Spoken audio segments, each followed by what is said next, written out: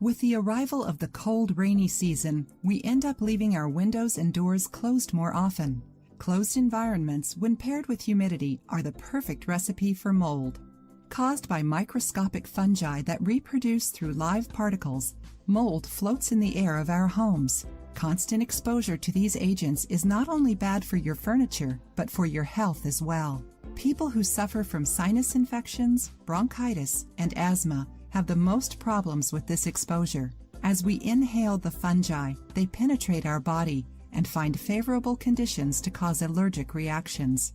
In today's video, we're going to teach you 2 totally natural ways to get rid of mold.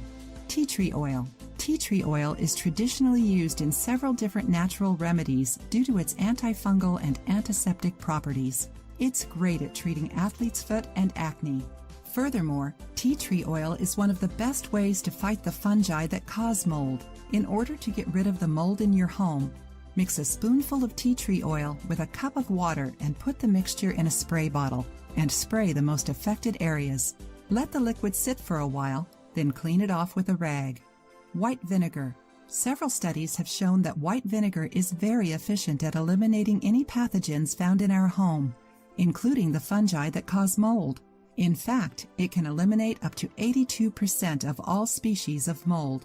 Since tea tree oil can be a little expensive, vinegar is an excellent alternative. Try pouring some pure white vinegar in a spray bottle and applying it to the affected area. Let the vinegar sit for at least an hour before cleaning it off. If the vinegar smell is too strong, place a bowl full of lemon juice near the area to eliminate the odor. If you liked the video, give it a thumbs up and share it with your friends.